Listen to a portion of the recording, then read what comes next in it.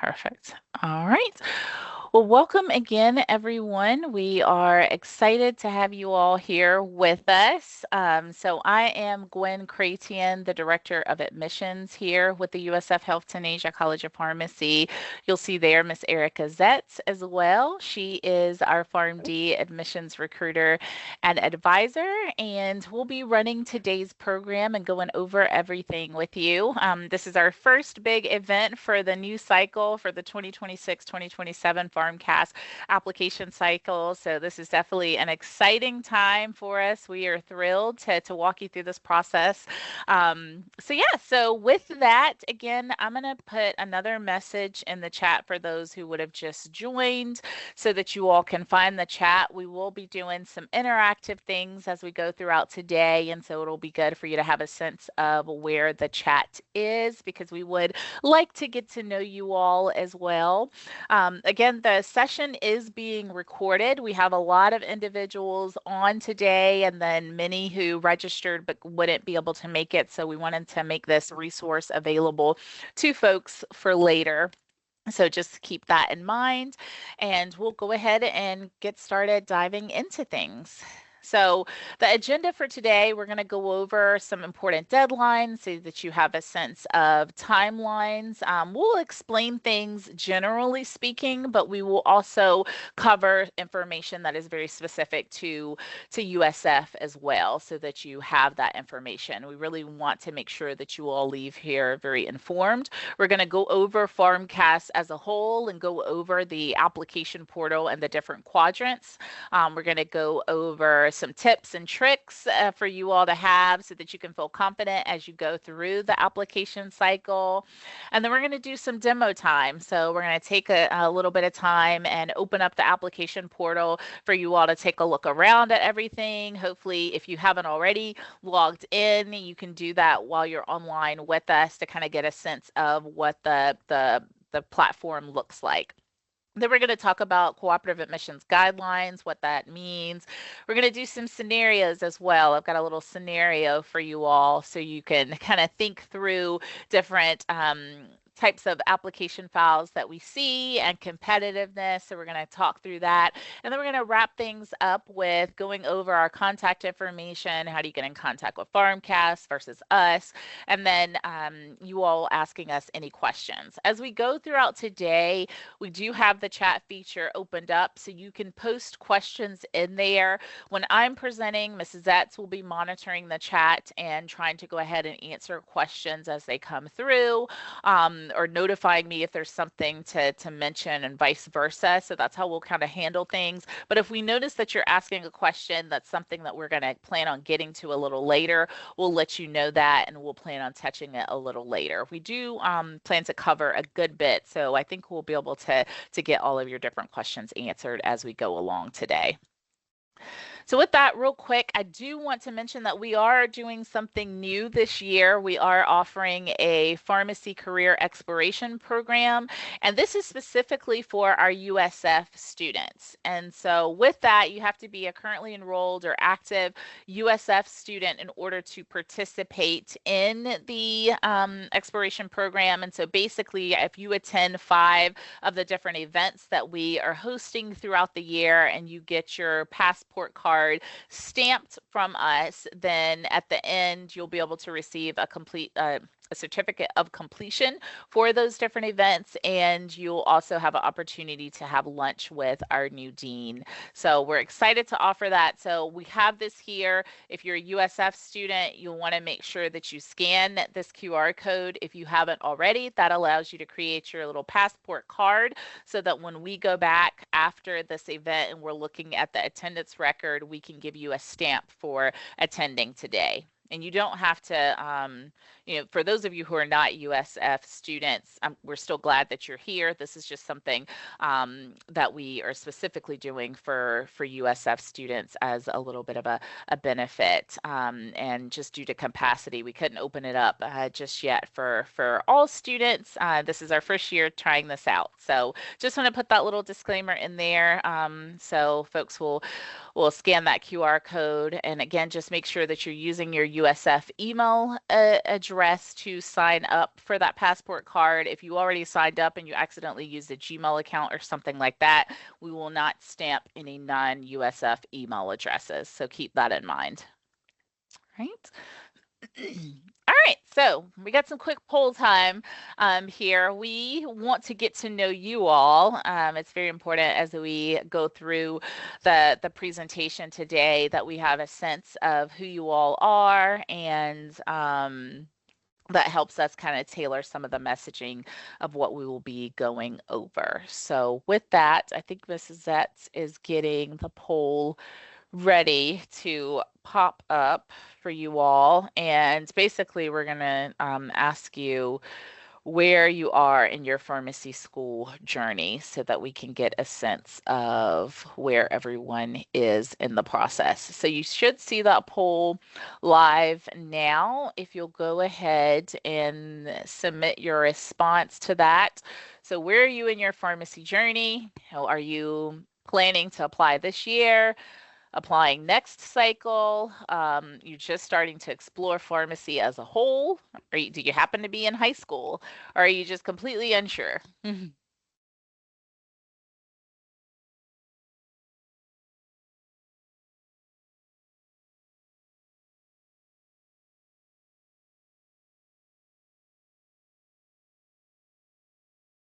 some responses in. Good.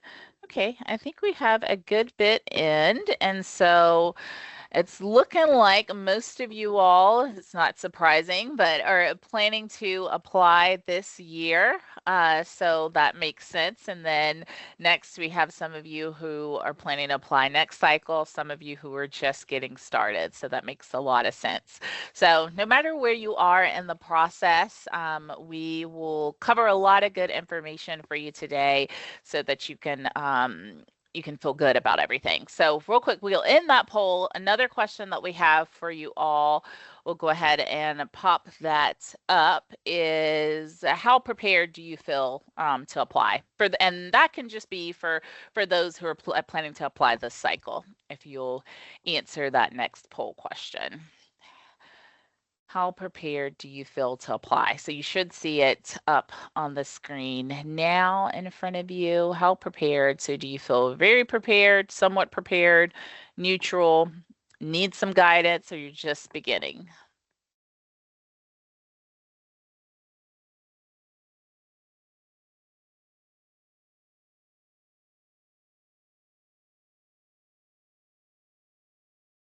Okay, this is looking good. This is what we would expect to see at this point as well, that a decent number of you are feeling somewhat prepared. That's really good. And then others are in need of some assistance. So y'all kind of started looking at a little of the information, but you're just needing some guidance along the way. So you all have landed in the right spot. We do see that somebody is very prepared, so that's great. So this will be kind of confirmation as you go through everything. And you're just kind of double checking everything. So yes, so y'all have come to the right place. We are excited to go over everything with you. So we can get that poll closed, and we'll go ahead and start diving into things here. So let's get into some deadlines and important dates for you all to have.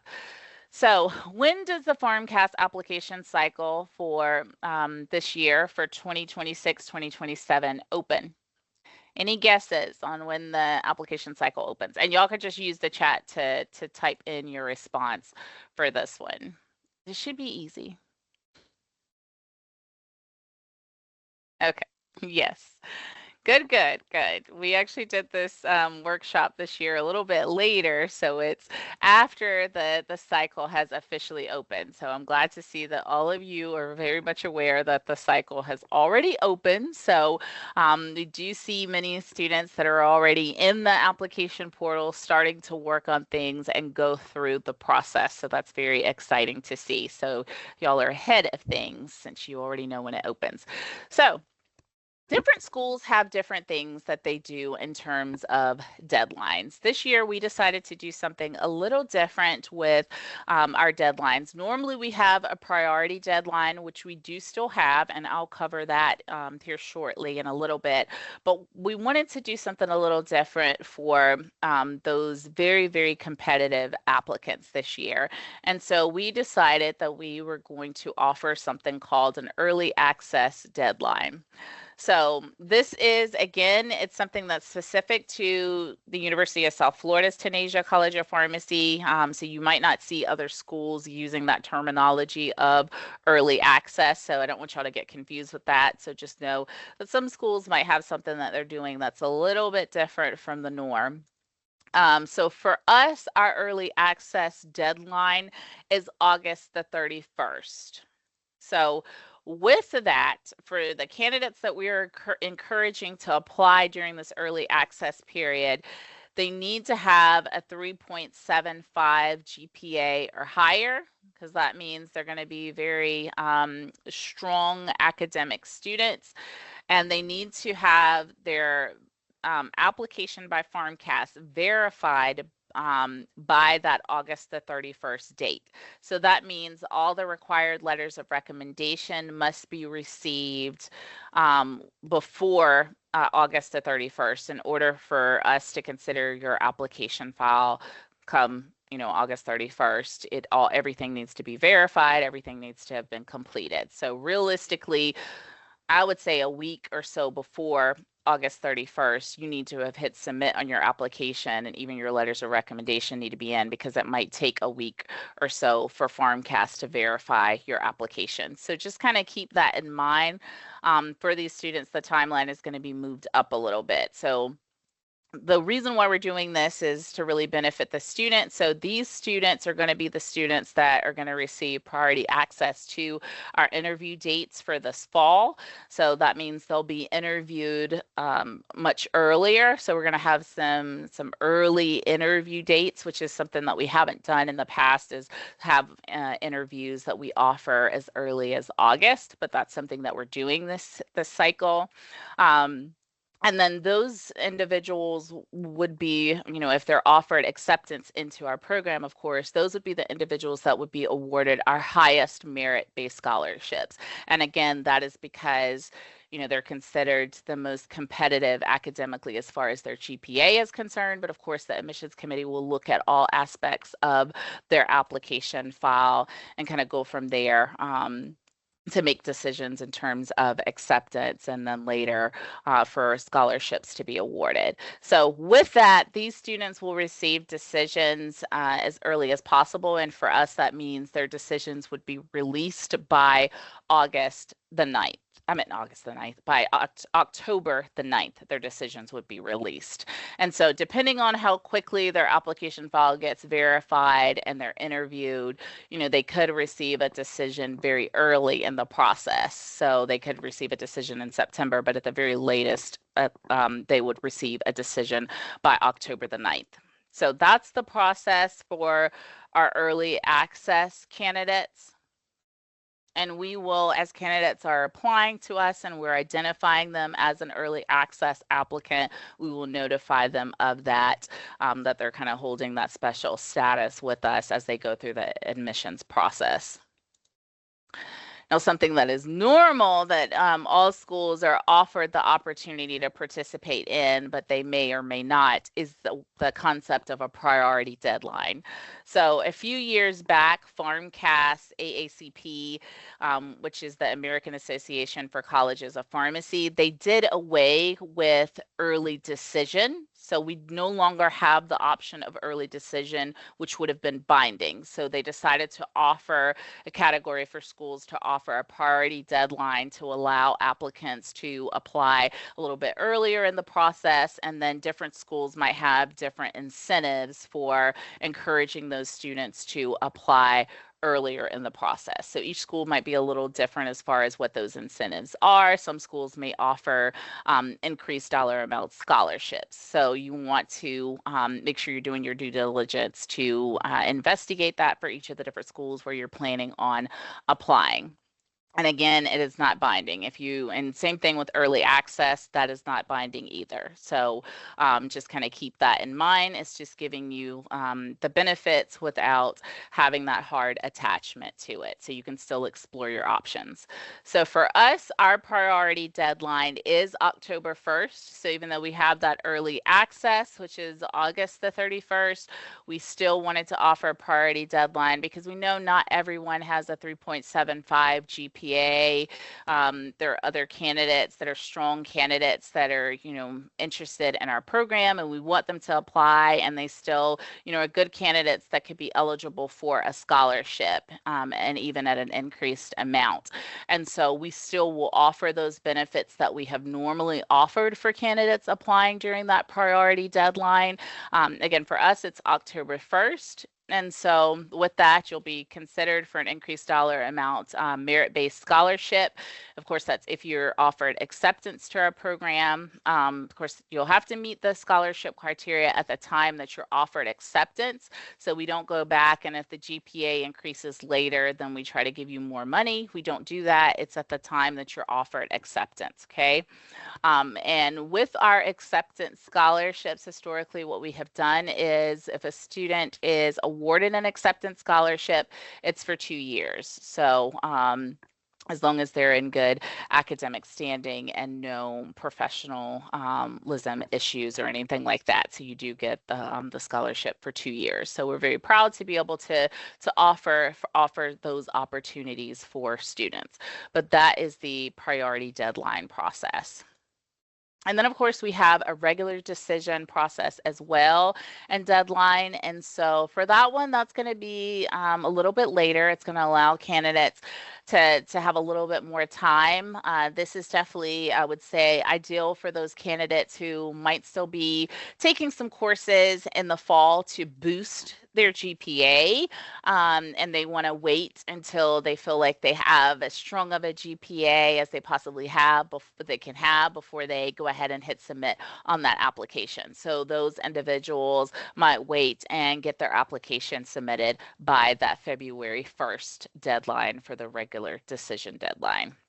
So again, all your application materials must be received by that date. Now for us, we don't necessarily say that all those material that your application has to be verified by that date, but all of your materials will need to be in by that regular decision date. And as long as everything's in, and then you'll get verified probably shortly thereafter, we'll still consider you in that regular decision category. So we last year did not extend our deadline. So I definitely encourage you, if you are interested in applying to our program and you're wanting to apply in that regular decision category, make sure that you are getting everything in so that you don't have any delays. The class will start to fill up once we start to get in that spring semester.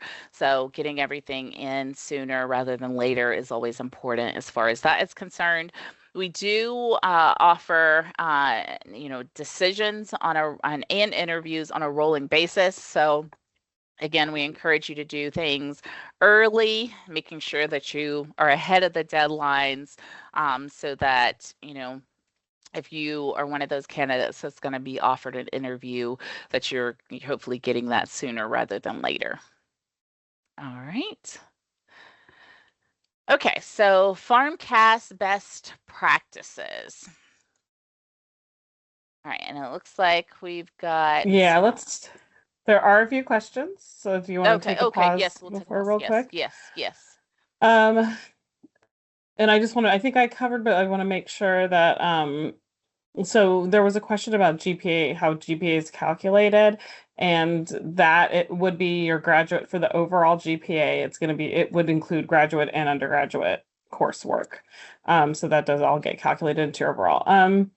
What happens if they applied during the early access deadline with all requirements, but with a 3.5 GPA? Would it be considered in the priority deadline instead of early access deadline?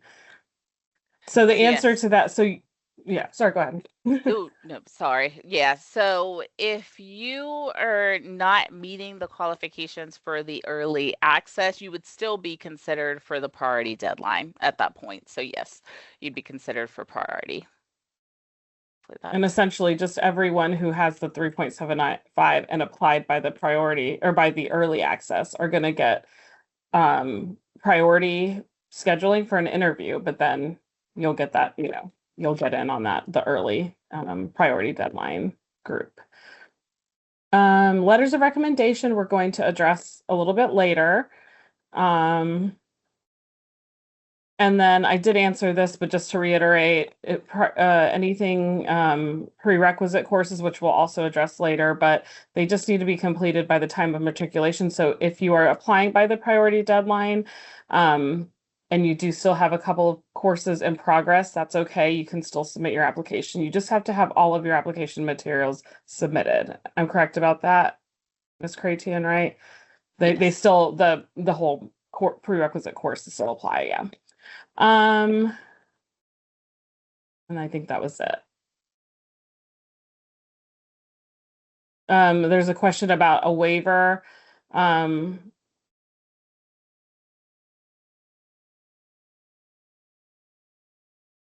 I'm not So really sure what that is, but we don't provide a waiver. Um, okay, so we'll talk about prerequisites a little bit more, I think, later. For the priority deadline, do we still get to choose our interview date and scholarships? So for interview dates, what we'll do is we email candidates and we'll assign you to a date and we'll give you, I can't remember, it might be like 48 hours to respond back to us and let us know if that date will work for you or not. And if it doesn't, then you work with Miss Zetz and she'll get the date coordinated for you based on the next available. And then for scholarships, we just award those scholarships. So you're not really selecting anything for that. Hopefully that answers that question.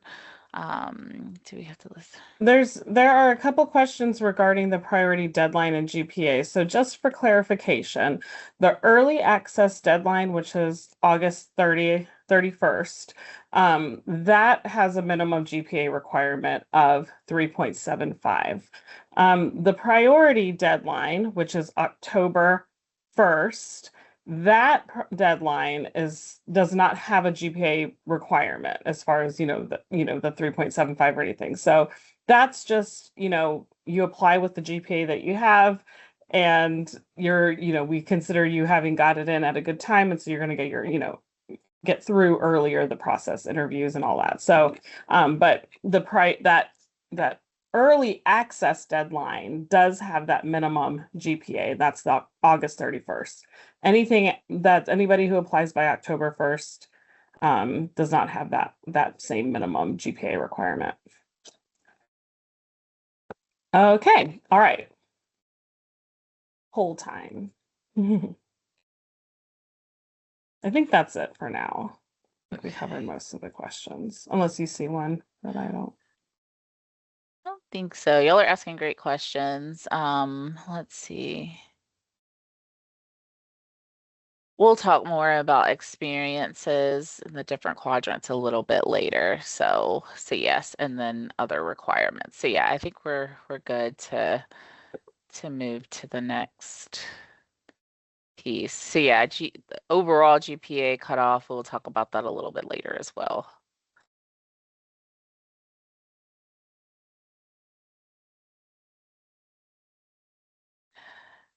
Okay, so real quick, we have a poll question up so that we can get a sense of just overall concerns, which I have an idea of what might pop up based on some of the questions that y'all have been asking here. Which area of your application concerns you most? We've got GPA, pharmacy experience, personal statement, letters of recommendation, or interview preparation.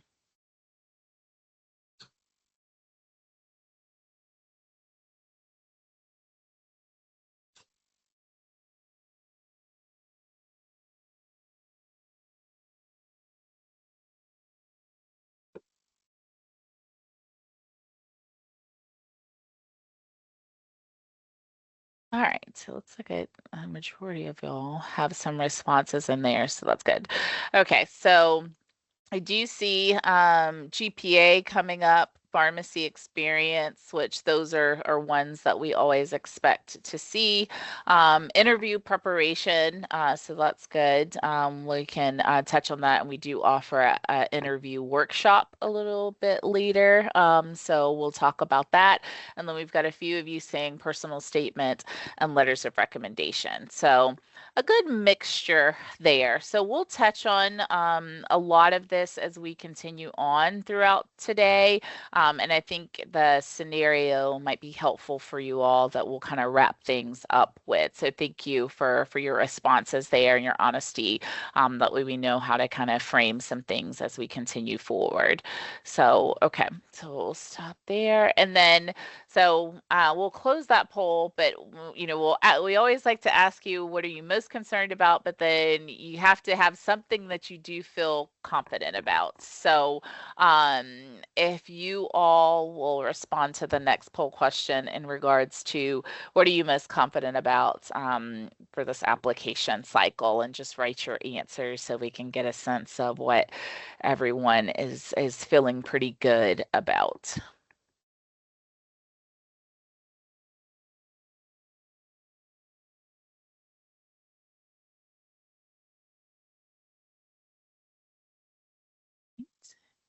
I see some GPA and experiences.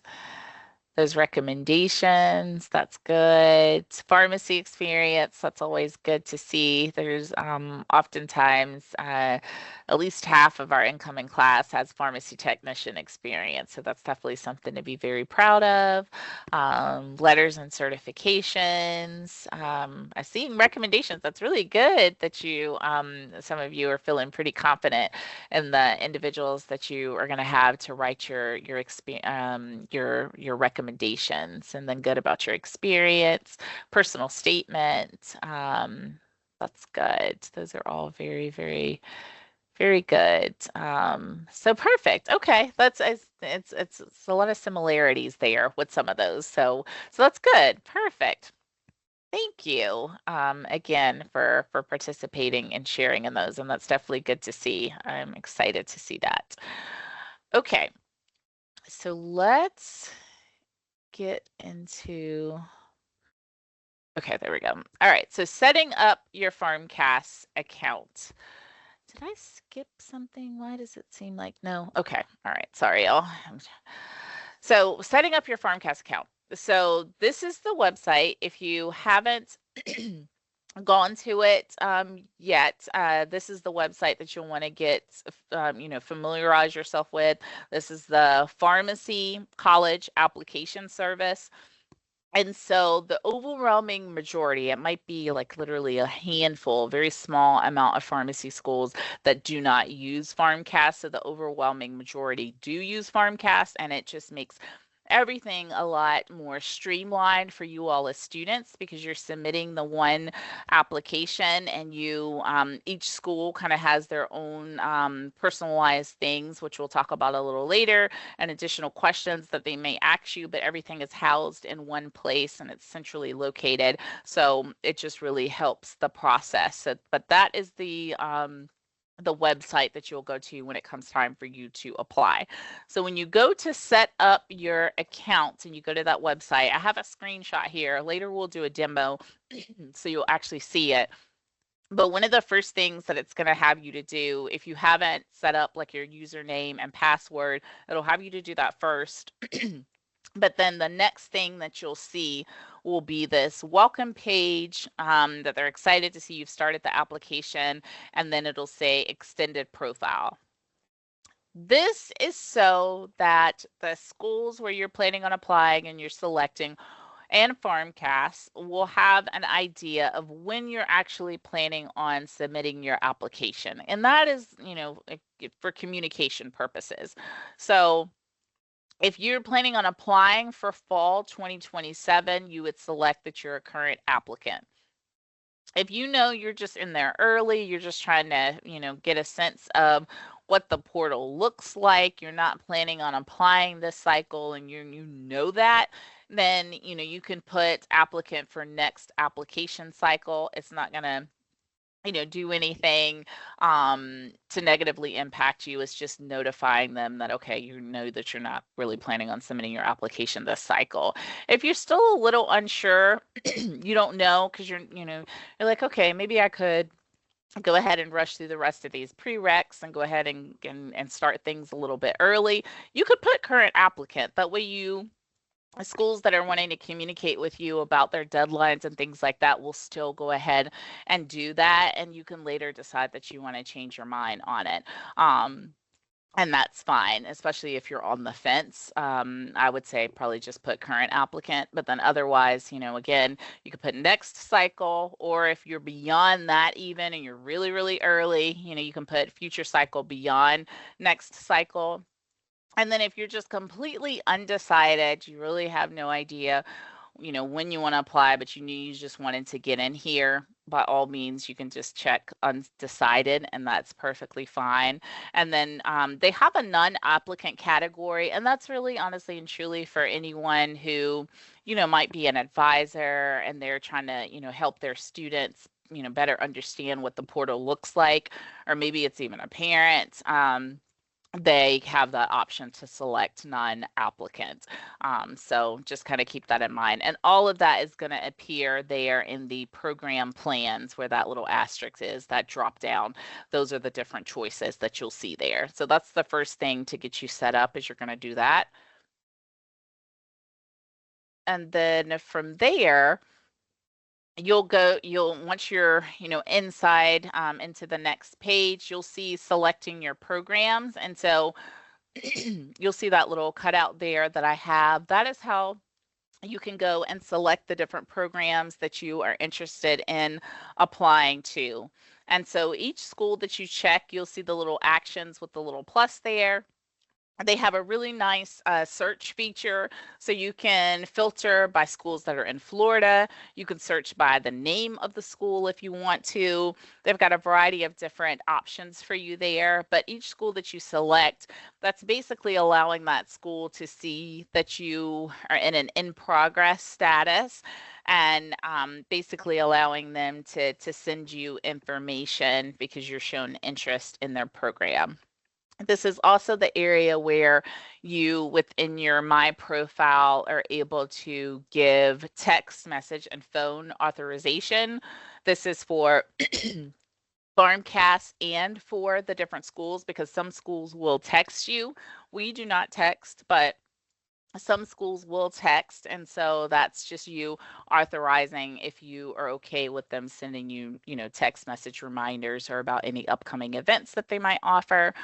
If you decide that you are no longer interested in a school, it is important that you go back into this area and you uncheck them in order for you to be removed from their portal, for them to stop sending you communication. Because if you don't, because of the way the system is set up, they might remove you from, say, whatever CRM that they're using, but it's hard for them to remove you from the Farmcast portal. They just don't have access to do that. So if you continue to get emails from them, it's because you still have them selected as a program that you're interested in. And if you just remove them from there, then you'll no longer show up for them, and so they won't be able to send you an email. So just a FYI on that, because sometimes that'll happen. Students will go in and they'll select all these different schools because they're still trying to figure things out. And then later they'll realize that they're not, that, they'll narrow down where they're actually interested, but they'll still be getting all of these emails and they don't know how to stop them. And that is what you would do to stop those emails. So just a little tip there. Okay. So it is important for you all. What we will do is we will send you the recording to this, but we can also, I think these are actually live links here now. So if you hover over any of these links, you can actually click on them. But we'll send you the link to the PowerPoint presentation so that you can have access to these links. It's very important for you to look through all of this. Farmcast does an amazing job of detailing everything for you and having a lot of resources available for you and checklists. Any question that you can think of, they really have it outlined very clearly for you. So definitely look through all of these different resources. And if you have a question, go to Farmcast, look on the website. Excuse me, I'm sorry, and try to search it, because you 9 times out of 10 are going to be able to find the answer there yourself. And then, of course, you can come to Farmcast or you can come to one of the different schools, and we're always more than happy to help you as well. So it is important that you all know that there is an applicant code of conduct. So you all are applying to pharmacy school. Pharmacy school is professional school. And so you are held to a much higher standard anytime you are looking to apply to professional school, especially a doctoral program. So there's a lot that comes along with that. You will eventually, hopefully, be pharmacists. And so you'll be healthcare providers. And so you are expected to conduct yourself in such a manner.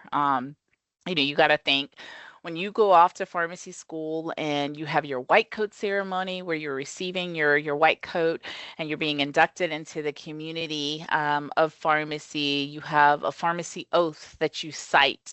And so everything from the moment you start the process of researching pharmacy schools, before you even start the application process, as far as submitting a FarmCast application, you're interacting with other professionals, admissions staff members, you're asking questions. So you should treat that as, okay, I need to be a professional. I need to make sure that I'm handling myself as such, because they are going to be looking at all of these different things. And take note of that as I go through the application process, because how I'm acting now kind of demonstrates what type of student I would be in that program. So there's a lot of different guidelines when you're applying to professional school. So the AACP does have 4 principles, and all of this is outlined on the website. But they expect that you are going to act with integrity and that you are going to be honest as you go throughout the admissions process. So just kind of keep that in mind. If you're ever unsure about any information or something that you should disclose, always talk to the different admissions representatives, because you don't want to not provide information that you should have been providing. Okay. And then, just respect the process. Each institution has their own admissions process. So just because you applied to 3 other schools and they're not requiring something doesn't mean that their process is not right. They, have the rights to have whatever requirements they would like for their institution, and they have their reasons for that. So respect that as you go through the process. And just be mindful of that as you are asking questions and you're gathering information. It is your responsibility to make sure that what is required for each of the different programs. And again, FarmCast has done a really good job of putting all the information there for you in the different school directories so that you can easily access it in a way that looks consistent, because every time you go to each school's website, each school is a little different with their website. So FarmCast has the school directory and everything looks the same, so that you know exactly where to look for prerequisites, exactly where to look for their other requirements, contact information, and things like that. So utilize those resources that really are put in place to streamline the process for you. And then, most importantly, you want to make sure that you are being responsible and holding yourself accountable. So when schools are sending you emails, it's important for you to be checking your emails, being on top of things. You are applying to these schools, and most importantly, you're spending your money. You're spending a lot of money to submit these applications. So you want to do your due diligence to make sure that you're being responsible and timely of everything, so that you're not wasting your money and missing important deadlines and being told that, okay, you missed the deadline, so you're not going to be able to move forward in the process. So And you have to own that if you do, do something and it's on you that you did that and you made that mistake. So keep all of that in mind. Um, there can be violations as you go through the process, so just be mindful of that. Some examples and more common things would be plagiarism. And I know Mrs. Etz is going to touch on that a little bit later in terms of the personal statement. So I'm not going to get into all of that, but just plagiarism, make sure that if you're citing something, you're citing it or just use your own words. So just be mindful of that.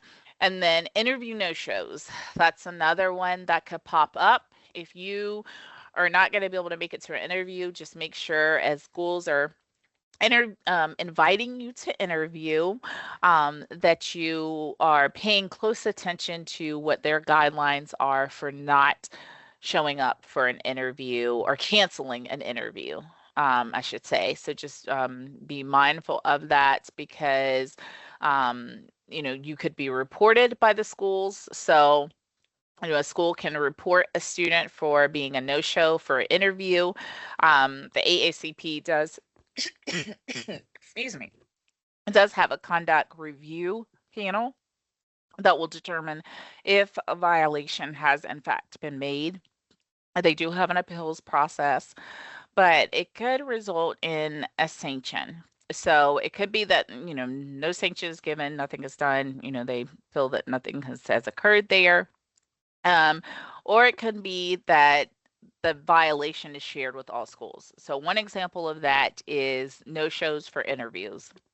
If you get reported for being a no-show for an interview, they go through the process, then and I've seen it happen where on that candidate's file where all the other schools can see it, it's written there that they were a no-show for an interview. And so if another school sees that a candidate was a no-show for an interview and they were about to offer them an interview, I bet you they're going to think twice about offering them an interview because they are already seeing a pattern of unprofessionalism from that student. So don't get yourself in that situation. Um, and then it could be that, the application is revoked or the student can end up in a situation, depending on how severe whatever they did was, that they could have the loss of, the privilege of even being able to enter into the pharmacy field. So just be mindful of that. I don't share this with you to scare you, but more so just for you to be mindful of these things. We want to do our due diligence by providing you with that information. So I think that is everything that I had. So we'll take a pause real quick before we transition over to Miss Zetz to go over some tips and tricks for you all. So yes. So I think I have answered most of the questions in the chat that apply to there were a couple questions regarding, there's one question about actually I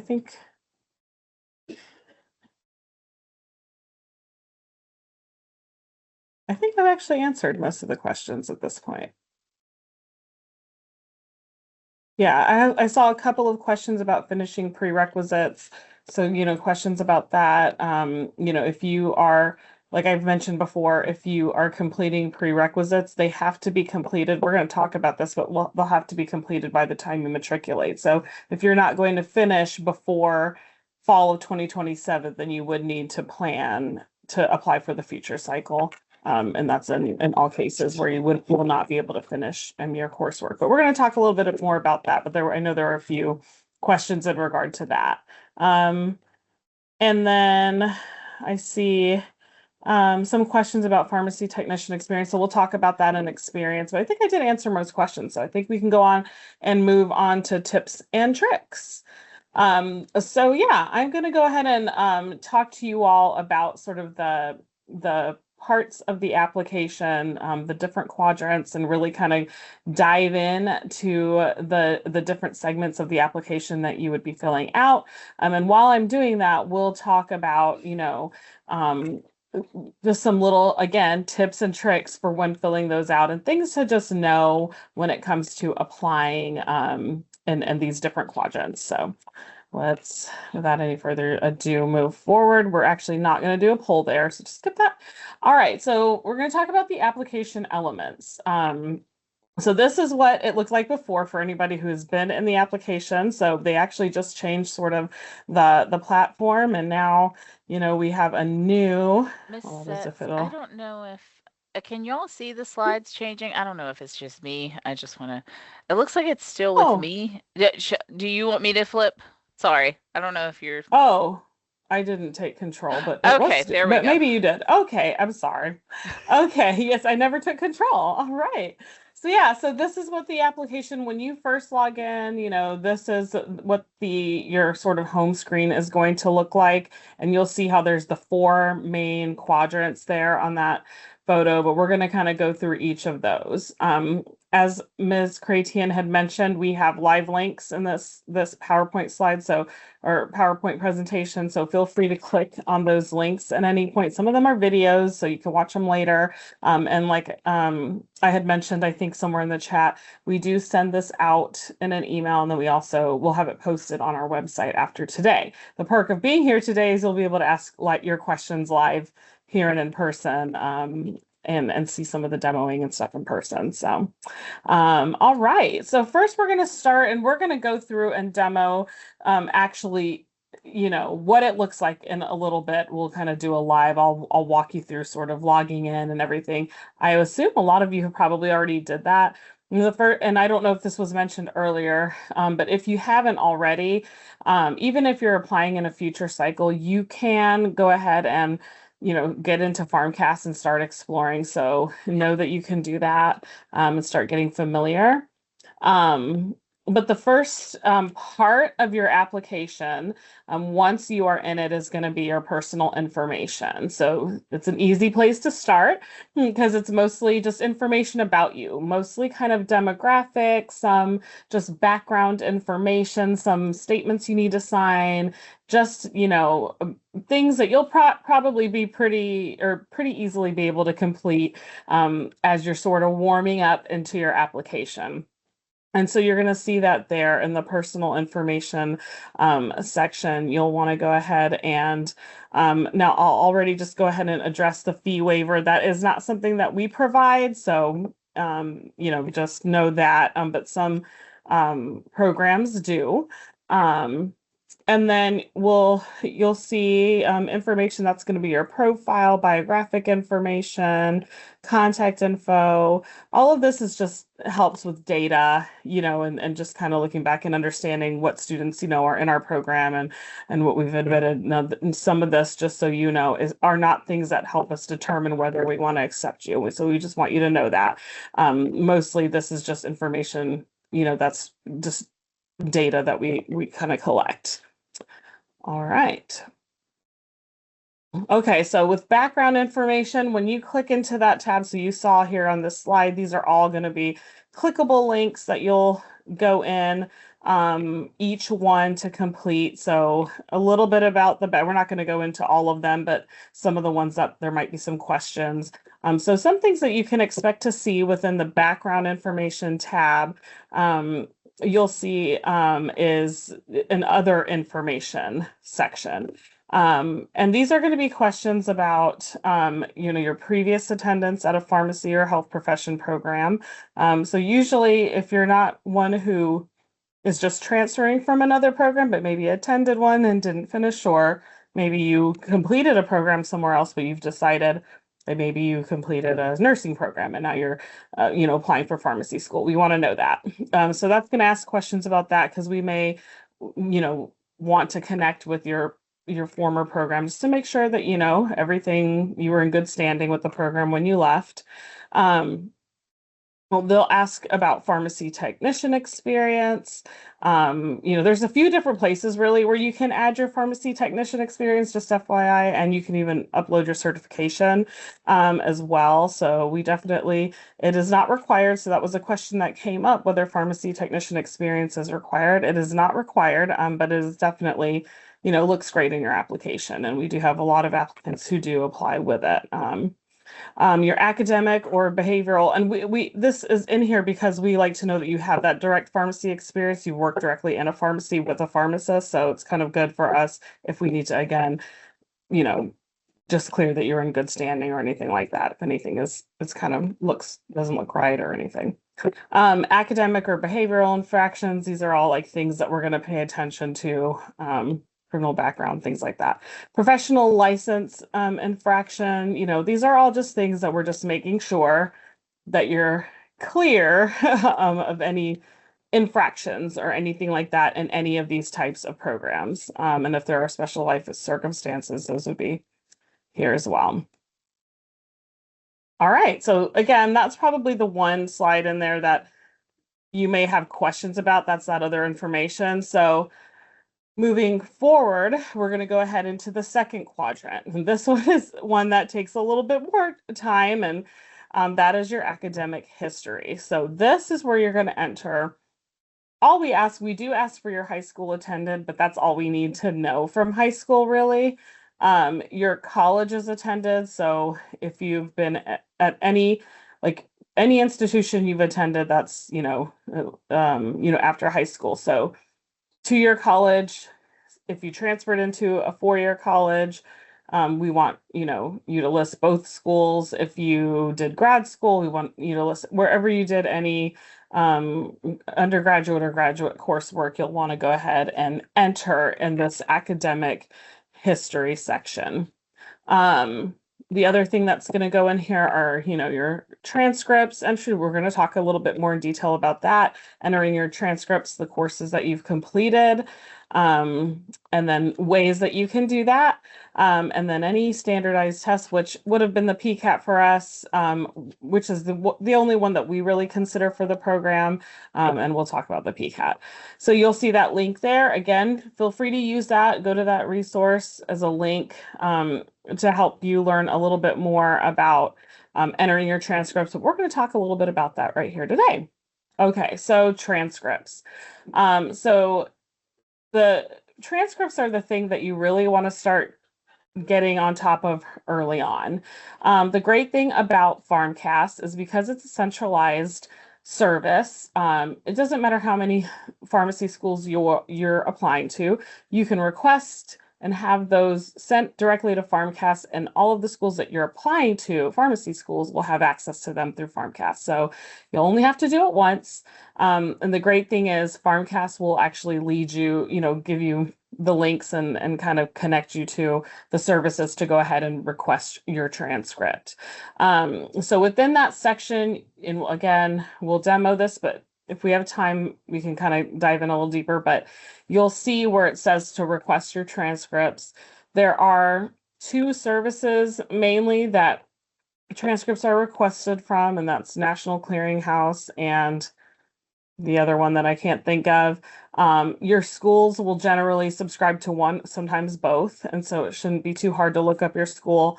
Go ahead directly to the school. You're going to request the transcripts and have them digitally sent to PharmCast, if assuming that your school will send them digitally. In some cases, you do have to have them physically mailed, but there's instructions for how to do all of that in there. The next thing you're going to do is manually input all of your coursework. Now there's some drop down boxes and things like that, and it's per institution, so it should make it pretty easy. It should be pretty straightforward entering your coursework, but it's going to be a little bit time consuming. And so there is the option to do a professional transcript entry, and all of that. Again, you can select to do that. And basically their PharmCast is going to go ahead and enter all of that for you. And there's a fee that's included with that for you to have all your coursework entered, and you save a little bit of time to do it. So it's really up to you. Like I said, it could be a little time consuming, but you're doing it manually yourself. And so, saves you some money to just do it. And that's not unusual. But if you want to do the transcript entry, that's also an option. And then with your credits, all of that is also going to be, and this question actually comes up a lot, because AP, obviously, you're taking that in high school. And then so it's always like, where do I put in, since you're only entering your colleges, a lot of times the question comes up, where do I enter my AP coursework? And so essentially you're just going to enter that the semester that your college accepted that. So a lot of times that's, the first semester of when you entered college. But that's where you're going to put those AP credit, those courses that you took, and make sure that they did actually count for credit. But that's where you're going to put them because we accept AP courses for your prerequisites. So just know that that is something that you'll want to go ahead and enter.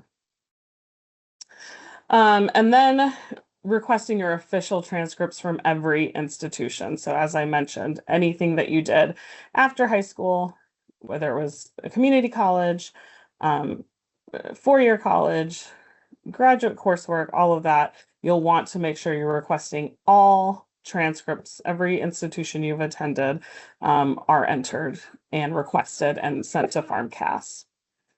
Parchment was the other service, National Clearinghouse and Parchment. And then finally is your planned and in progress coursework. So we know that in most or several cases, you are still finishing up coursework as you are in the application process. And that is okay, even if you still have some outstanding prerequisites.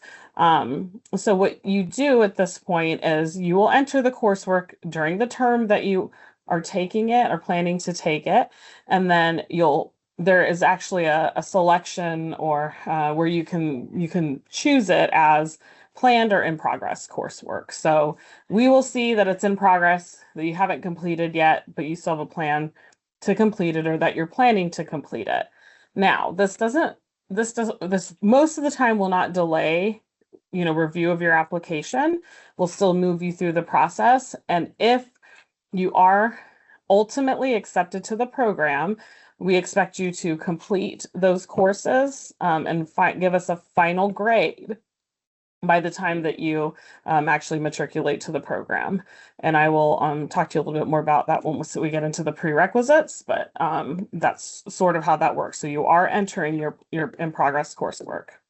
You'll want to go ahead and have those completed by that last week because our students start really early. They start the first week of August. By the first week of August, they're starting. In fact, this year, orientation is actually the end of July, beginning of August. So we really like that last full week of July. That Friday generally is the last day of summer classes. So we need to have a final grade before you start orientation. We start a little bit early. All of your courses need to be, completed with a C or better. Like I said, we do accept the AP courses as long as they're, of course, a 3 or better. And then coursework can be, and I saw some questions in the chat about that, completed at a 2 or 4-year college as long as they're regionally accredited. And so they've got to be a U.S. regionally accredited institution. As long as that's the case, you can do your coursework at any of those, at either one.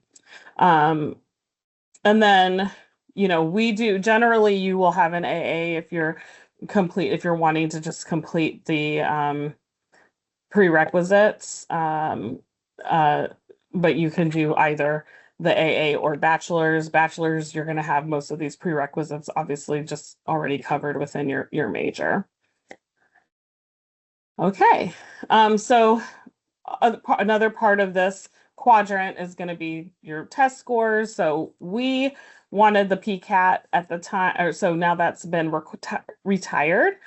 So you all don't have to worry about taking the PCAT. And at this point, I don't even think it's possible to even have a score unless you took it within 3 years. I think, are we past that date yet? That would be the only way it's accepted is if you took it within the 3 years. Otherwise, it's not considered, it's not even offered, so you won't have to worry about completing that. We don't really consider other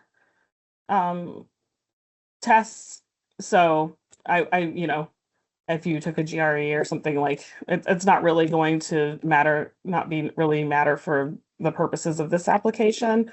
So just know that. Okay, we're going to skip that poll too. Okay, because we just did them, we kind of moved them up earlier.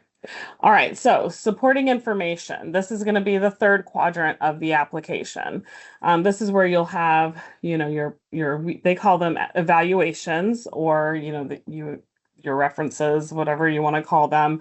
Letters of recommendation is another way, another way to word it. Any experiences, extracurricular or health related, anything like that is going to go in this tab. So this is a big one too. Achievements, awards, things like that, licenses and certifications, all of that. And then your personal statement, all go in this tab. And again, there's a link here. Feel free to, check that link out, learn a little bit more. Okay, so let's talk about letters of recommendation, because a lot of questions do come up about letters of recommendation. So the first thing that I want you all to know is that your letters of recommendation will get to us one way, and that is through PharmCast. And so just like you request your transcripts through PharmCast, you're going to request your transcripts, your letters of recommendation through PharmCast as well. What this looks like is essentially you'll go in, you're going to enter your recommender's contact information, so their name, their title, and their email address. You can do this at any point of your application. So I always recommend that while you're in the middle of completing your application, just go ahead and get this ball rolling, because as you know, you have to work with their timing as well. So, they might need a few weeks to get this, at least to get your letter uploaded and to complete the evaluation on you. So I always say get this ball rolling as early as you possibly can. You even have the option to give them a date for when you would like it to be submitted. And it's sort of like you just select it on there, and then that's going to be sent to them in an email. So PharmCast will send your evaluators an email and ask them to upload their letters and complete an actual evaluation form on you. So that all goes straight through PharmCast, straight to us. Once your application is verified. So we won't see it until your application is fully verified, but it's all directly through PharmCast. We, as an institution, require 2 letters of recommendation, just a side note. So other institutions may require more. You can upload up to 4. For us, we just need 2. If you have 3, they will be read and seen. It doesn't make your application stronger because you have 3. It's just more information to read from. And then, you definitely want to get in touch with your evaluator prior to sending the request through PharmCast. So before you even go into PharmCast and enter their information, make sure that you've already been in contact with your recommender. You have, professionally and properly asked them if they would be willing to write you a letter for pharmacy school and fill out an evaluation for you. Make sure that they are, optimistic about it. So if they're kind of like, if you want me to, I guess I could, that might not be your best, letter writer. But if they're like, sure, I'd love to, that's a good sign. So once you have them agree to that, give them an idea of when they can expect to receive that email, which is basically once you submit it to PharmCast or enter their information. And then, just give them enough time to go ahead and get those sent in, so that you can have a complete application sent and when you hit submit. And then, one of the other tips we like to give is just giving your resume or giving them some information about you, because they see a lot of students, and sometimes your recommender might need something to just kind of, jog their memory a little bit, or just help them, draw their attention to some things that they might not think of right away, but you can kind of help them along if you give them your resume or give them some information about, what you've accomplished and what you've done. The other thing is, we like one of those letters to be from, no, this is USF for USF. We like to see one of those come from a science faculty member. So, one can be of any of your choosing, especially if you've worked in healthcare, supervisor, if you've worked for a pharmacist or anything like that, great. Any, supervisor in a work capacity or mentor or advisor in academia. But if you can get one from a science faculty member, we like to see one come from them just to ensure that, they can, vouch for you being a strong student, especially in the sciences. Um, and I had another thought about that. I don't know, but yes, so we'll like to see those two letters, one be from a science faculty member. I would avoid any of your letters being from a personal reference, of course.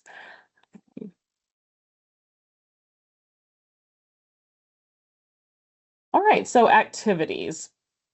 Another piece of the quadrant. So we like to see anything and everything you've done that can really, a lot of things, believe it or not, can really be um, connected to working in healthcare, helping people, or different things. So really think about everything that you've achieved and accomplished and have participated in, and make sure you share that. The more the merrier. We want to know all about you. So make sure that you're talking about anything that you've done that's extracurricular. Maybe you've volunteered at a community center. You're working with people. You're working with a diverse, community of people. That's great. We want to know about it.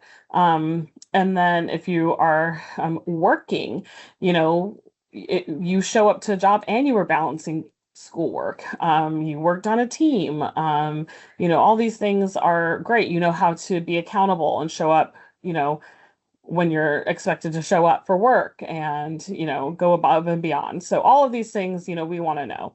If they all hold some level of value in your application, anything that's pharmacy or healthcare related will hold a high value in your application, of course, but everything will mean something. So definitely make sure that you are including that. The application review is holistic, and so the admissions committee, while your grades, yes, hold a heavy weight, they are looking at everything else about you as well.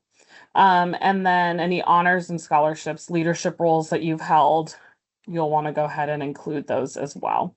We also love to see research experience. Undergraduate research experience is great, so share it. Um, you can, we'll talk about it later, but you can upload a resume as well. So, certainly feel free to do that, but you'll also want to go ahead and just enter your experiences and activities within the application as well.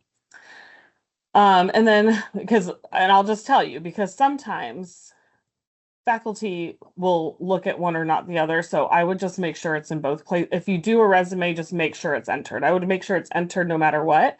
The resume is kind of like, also great, shows professionalism, but you just want to make sure it's covered in both places.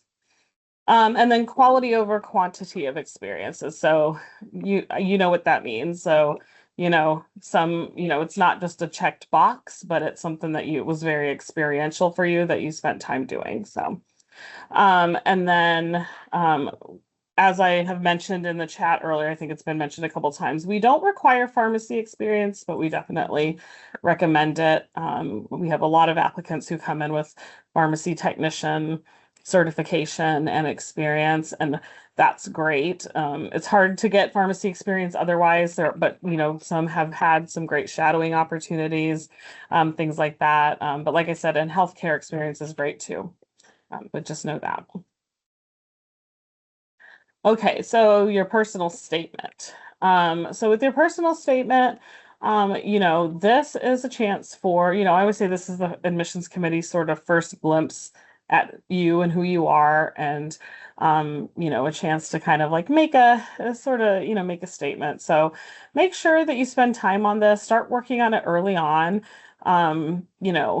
Talk about, why, of course, you want, first of all, your background, who you are, what you have been doing as far as working towards a future career in pharmacy.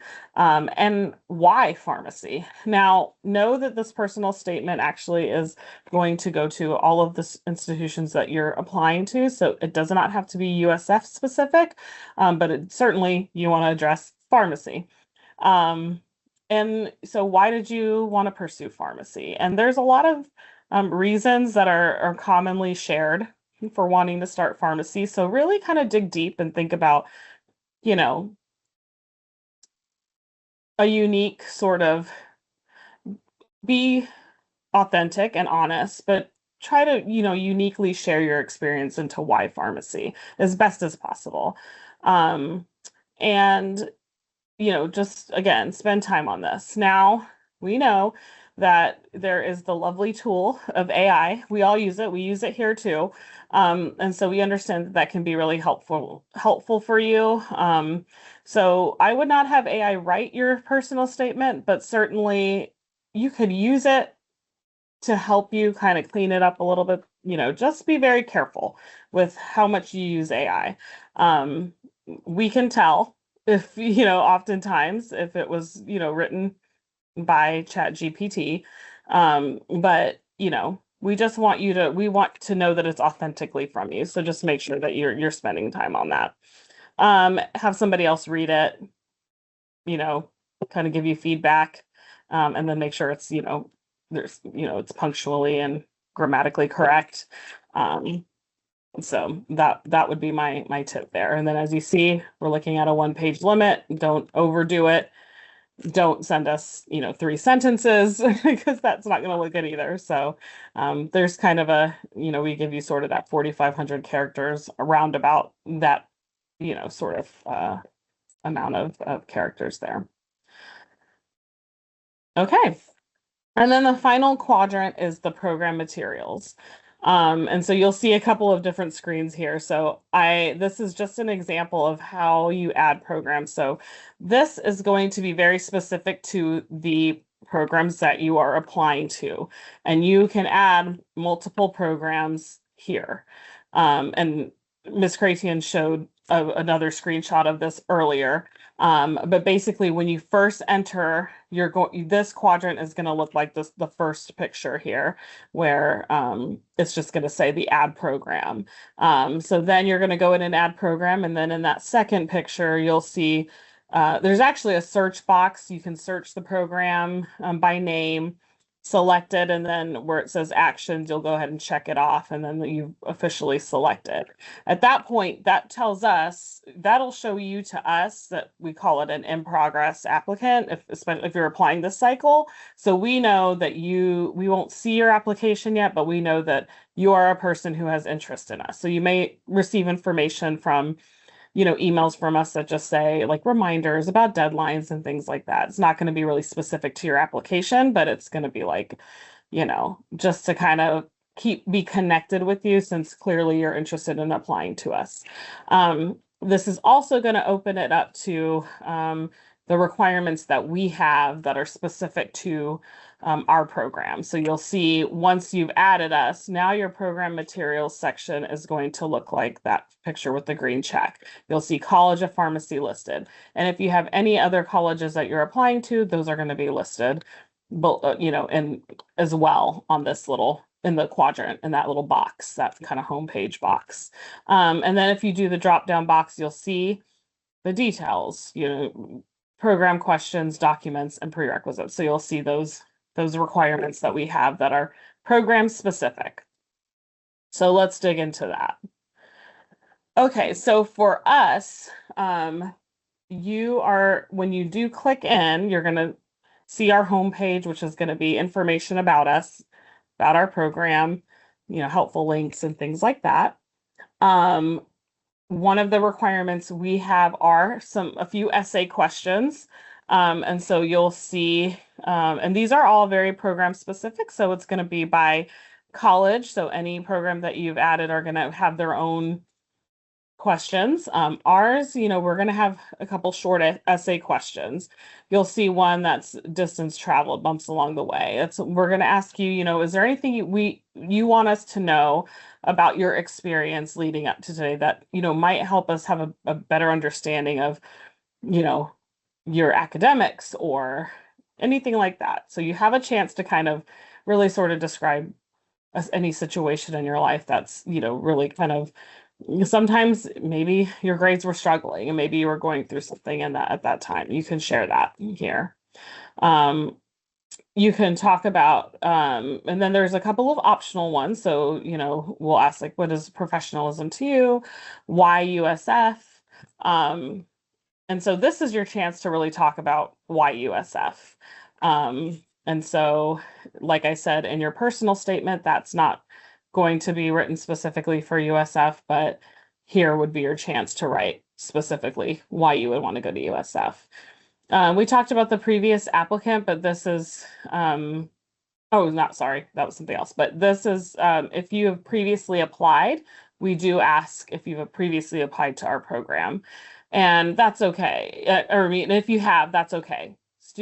Applicants will apply sometimes more than once, and that is fine. They have been accepted at a future cycle. So just know it just helps us know. And then with your criminal background check, we're going to really want to know about that. So you're just going to want to be honest and with us about that. And I'm not even really sure what disclosures are, but I think that's going to be, I don't know. What are disclosures, Miss Cratian? That one it's not coming to me what's in that section. I don't know. Well, it might just be some questions like basic questions you want to disclose or answer after. Some schools may ask more specifics. It could be more so related to like criminal background related things, like if they have any extra like disclosures that you'd want to put there. Only thing I can think of, perhaps it's something with, did you already, well, you already talked about the distance traveled. So yeah, it might just Mhm. be like if somebody has something else extra that they'd want to Sure. disclose. Yeah, it just depends on the Yeah. school, how they might have it worded there. Yeah. And then the documents. So, like I said, you have an opportunity if you want to upload a resume. Some like to upload their pharmacy technician certification, like the actual certificate. This is where you can upload that. It's actually optional. We don't require you to upload, all these documents, but go ahead and do that. You have the option to do it. And then with prerequisites. So at this point, you're going to go in and you've now entered your coursework already in the coursework section. In this section for us, you're going to actually match up which of those courses you're wanting to match with our required prerequisites. So you'll have the list of the prerequisites there, and you'll want to go ahead and match those one to one on what's going to count towards our prerequisite. We do review that later on once you've submitted it to make sure that those do match up.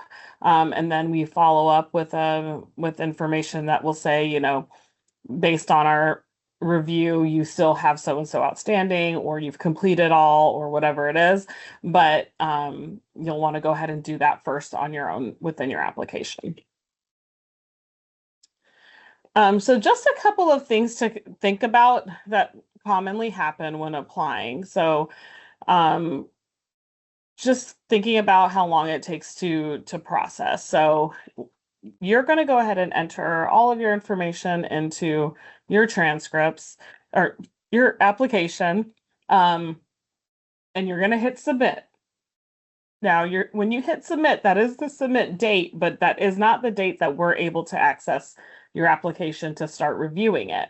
The first step is that it's going to go to FarmCast. They're going to review it. And what they do is they review your coursework and they make sure that your transcripts and your entered coursework actually match up and they verify it. Once it's verified, that is when we will get it to be able to review. So the first step is received. That's once you hit submit your application, the next step is going to be received.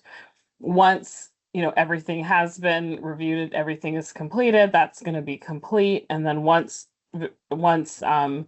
FarmCast has made sure that your transcripts, everything checks out, that's when it becomes verified. And you can check the status of your application within your portal along the way. So always be checking on that. And then keep in mind the letters of recommendation and how that can take time. So again, just getting an early start on that as well as the transcripts.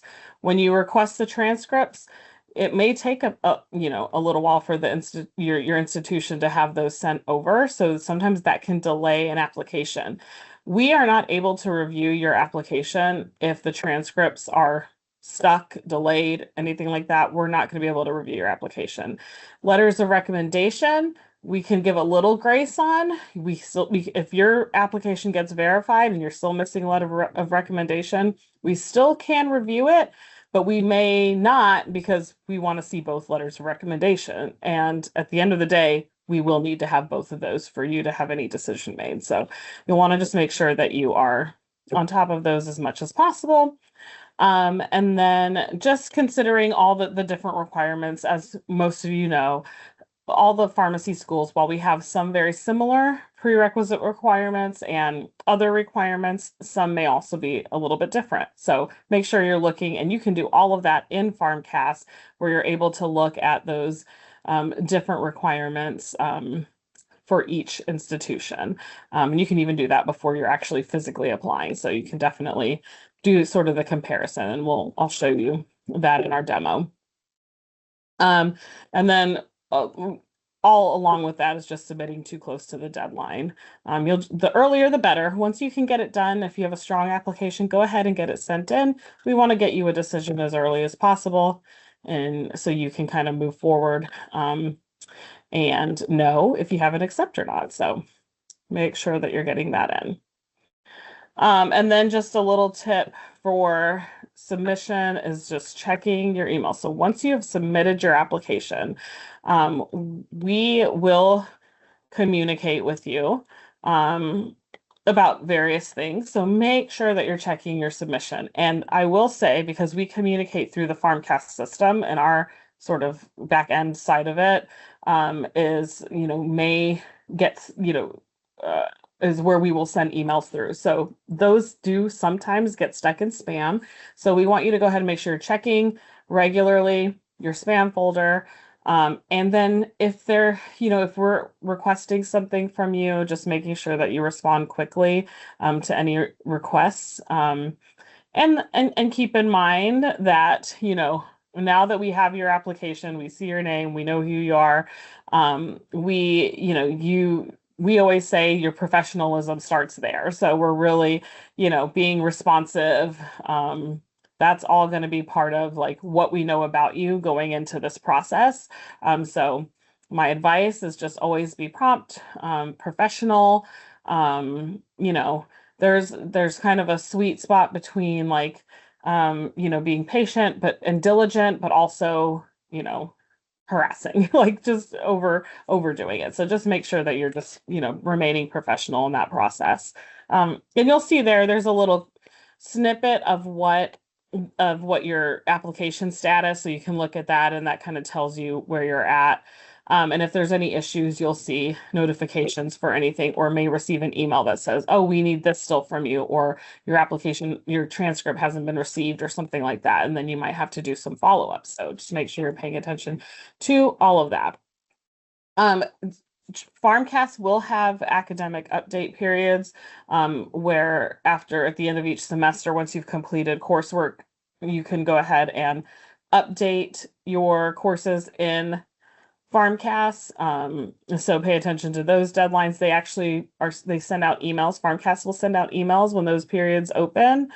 And so you'll do that, whenever necessary. The only time that you won't submit an academic update is once you're accepted, if we're into the summer and you're on that last, you just need to submit your transcript, and those will go directly to us. Those final transcripts, if you're finishing a class or two right there at the end before you start matriculating. So that would be the only time that we would say, that you wouldn't do the academic update. specifically. Okay. And then FarmCast has a wonderful resource center. Honestly, you can find almost answers to any questions regarding the actual application within FarmCast. They are really helpful about all of that. And so certainly go in there, explore whatever questions you have, type it in. You'll find a lot within the Help Center.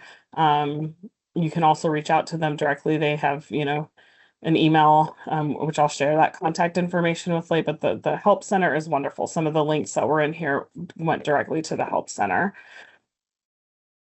Okay, so I guess we'll do some questions and then I'm going to stop sharing. I'm going to share my computer screen and just kind of click through the application so that you all can see just what we've sort of been discussing here sort of live.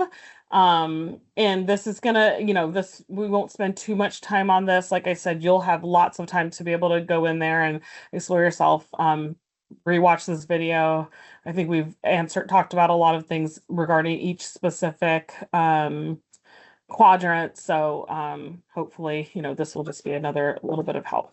But in the meantime, any questions? Was there anything, Ms. Cratian, that you saw that questions that were asked? I think I caught everything. I'm responding to the last question now, but the only thing that I'll say is, we had a couple of questions in terms of recommenders, and if you have a science professor, perhaps you maybe took one class with them your freshman year, it's been a while, maybe you're a senior now, and you haven't been back with that individual, and trying to sort through potentially getting a science professor to write a letter. I always say, while we say that is recommended, it is not required. It's kind of like the experiences earlier when you were saying quality over quantity. The same thing is true for the individuals that you're asking to write your letters of recommendation. You really want to make sure that you're picking individuals that can speak to your strengths. Now, while we say we recommend a science professor, it'd be great to have one, but at the end of the day, if you're just going to get a science professor that's going to write 3 sentences saying, "Oh yes, this individual was a good student, they did well in my class. I don't really know anything else about them since, but they were a good student," versus getting individuals who are going to write letters that are going to be really truly meaningful to who you are and supporting the type of student you are, how well you've done, your involvement, and they really have seen you grow and all these other things to say. That is going to be a more useful letter to an admissions committee than just checking off a box to get a science professor to write a letter. So I would say just be mindful of that. We put more weight on the quality of the letters that you are able to get versus just having, a science professor. So just kind of keep that in mind. Don't stress yourself out if you don't have one, is what I would say there for that. I think that's the main thing, but I think the rest of these I should be able to just type some messages to. I think that was the only one I really wanted to just put a comment to.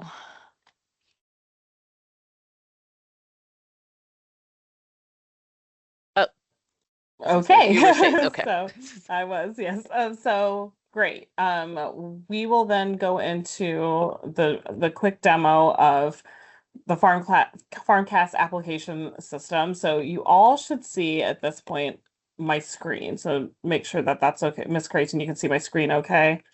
Okay. So this is where if you go to farmcast.org, will take you right here to this main screen. The first thing a couple of things I want to draw your attention to. One is the school directory. So in the school directory, this is where you can compare PharmD programs. You can search schools, where they're located, the different types of programs, and then, search them. So if USF, you'll see us. If you click on USF, you'll see all of our information, all of our requirements, deadlines, everything. And you can do that for any school that you are applying to. Additionally, so if we go back, you can compare the program. So if you want to know, compare prerequisites or compare, how many years or, these are all basically the things that you can compare each program by. So you can do a compare here within this area. So just know that all that's in here. Um, the other thing I want to draw your attention to now, we're not even in the application yet, but this is a lot of really great resources for when you're getting ready to apply. Application instructions. So there's lots of information here that you can click on to help you before you apply, like things to be if you're a repeat applicant, just things to kind of start looking at if you have questions. I go to this all the time when I even have questions. It's very helpful. Information about transcripts, rules, how to send, everything is here. So just know that this section here is a great resource for you. And then there's, your applicant conduct. You can also get to the school directory from here, resources, contact information. It's all here. So this is great. All right. So then you're going to apply, hit apply now. When you apply, I'll go ahead and sign in. I've already created an account. When you create an account, it will ask you if you are a current applicant, a future applicant, if you're, a staff or advisor, so it'll ask a couple questions before, when you're creating an account. So it'll know if you are applying this cycle, we will know that you're applying this cycle. If you are applying in a future cycle but want to get familiar, it'll allow you to be able to do that by just clicking that you are a future applicant. So just know that it's going to ask that. Okay, and then here's you've seen this screen in the clips, and then these you'll see here with these little loops.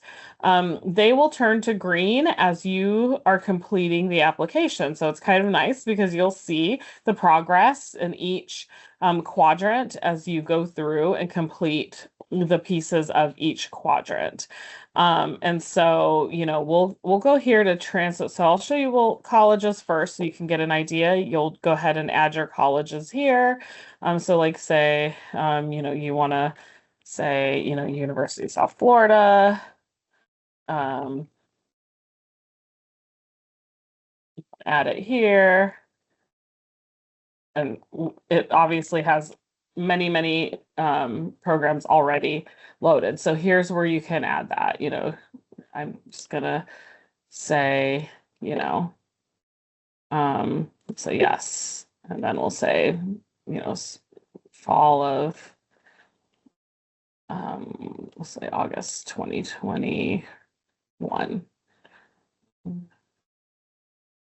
So okay, well, then you're going to add your degree. Well, it's a lot of information, so I don't know that I'll spend all the time, but it's very straightforward, very clear cut. So you're going to add all that information, and then it's going to populate down here in this section, although I probably should add it because that's going to help me with the transcript section, but we'll see if I can still. And then as you do that, again, it's going to turn green. So then the transcript entry. So this is where you're going to add your transcripts. Now, I don't have any colleges entered because I did not enter it there, but if you had a college entered, this is where, it'll populate the college that you went to, and that's where you're going to go ahead and start entering your coursework for that college.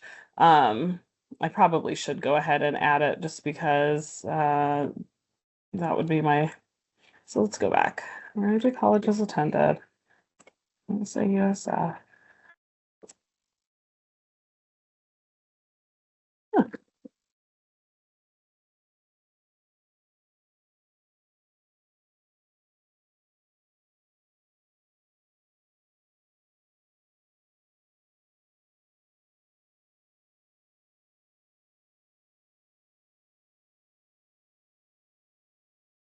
Just bear with me.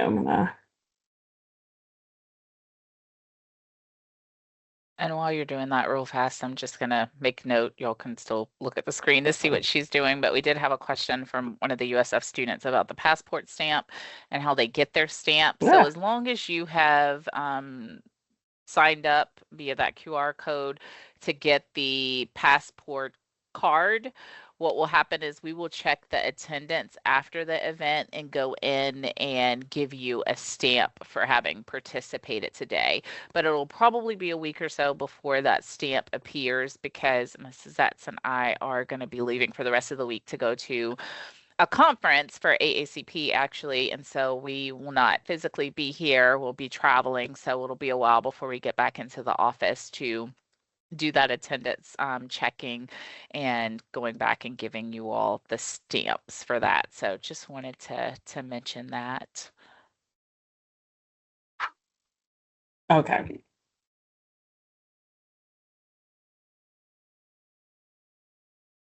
All right, so I've added the college, so now we have a green section. So now we'll go to transcript entry. Within transcript entry, this is where you're going to go ahead and request your transcript entry, or we are going to go ahead and either request the professional transcript entry or manually enter your transcript, so or your coursework. And so here's where you're going to add your courses. And then you'll even see, you know, prerequisites here. You can view, like, see, these are schools I added as a demo. You can go ahead and see what the prerequisites are there. And then you'll go ahead and add your courses here. So this is going to be a challenge. I probably should have just pre-done this, but say, you know, we have this added. Once you have all your courses entered, it's through here that you'll be able to request your transcripts as well. So you'll enter all your coursework here. And then here is where I'll go back just because I kind of did that quickly. You'll see right here on the left side, your your academic records. You'll click there. This is where you'll go to order your transcripts. I didn't actually go to the University of South Florida, so I'm not going to do that. But you'll, say yes, they'll offer, then you'll go through here, go through the process of having your transcripts ordered. So it's all right here. I mean, it's very, very pretty clear cut. You shouldn't have too much trouble kind of going through the process. Obviously, things happen sometimes, and you may have to reach out to PharmCast about any issues you might have with requesting or going through, but that should go pretty smoothly. If you go to the home button, that takes you back to the quadrant. And so you'll see. The other part I wanted to show you was here is where the different programs, when you add them, this is what it looks like. So I just tested out by adding a couple of schools. So if we did, University of South Florida, you'll go into the details. This is where you're going to learn more about us. Then up here are those little drop down sections. So the program questions, you're going to want to go through each one. Here's your essay questions. Any documents that you want to upload. For us, again, it's optional. And then here is where you'll match your prerequisites here with our required prerequisites. You'll want to make sure that you do this in order for you to have this completed. And then I think that's kind of the main things that I wanted to kind of show you just so you can see it live. Clearly you can go to any of those quadrants by just going to the home section. And then here is where you can also see your statuses for everything as well. So once you start entering things, you'll start to see where you can what the status of everything is. So that's a really big help, I think, there. I think it's not going to show me the status of my transcripts because I haven't requested anything at this point, but okay. Does anybody have any questions about PharmCast and just using the system? So there's one question here asking, do we only add the courses that are the prerequisites? So you're going to add within the academic history portion, you're going to add all of your courses that you've ever completed, but they do have that part where you can identify the courses that you think count towards the prerequisites. And I think that's in the other section. It'll be in the program. The program section. So yeah, here you're entering every single course that you ever completed will go there, for which you have your transcripts for. So hopefully that answers that. Mhm. There's another question there. I may have to follow up with you offline. I'm not sure if I'm fully understanding the question, but I'll message you. But and I would say sometimes students, their transcript might have them classified as one thing. I'm going to try to hopefully answer it. As far as what year you are, but what you're entering, I guess you would just follow along based off of the semesters, like what would be considered, you know, first semester, freshman year, and then kind of just take it from there. Like I said, freshman year, first semester, second semester, sophomore year, first semester, second semester, and just kind of take it in that manner to enter everything to make sure that it's still aligning with the transcript in terms of the semesters you would have taken the courses. And then, of course, when PharmCast gets your official transcript to verify everything, that's when they're going to look and make sure that everything is matched up correctly. They're really looking to make sure, okay, does the school go with, the align with the transcript that we received? Does the title of the course match? Does the grade match? That's kind of what they're verifying, not necessarily what your classification was. So I think what you enter in FarmCast, as long as again the semesters are matching when you took it, it's not necessarily about what your classification was at that time, like if you were a freshman versus sophomore and so on and so forth. I hope that helps. Maybe message again if you're still not clear on the response there.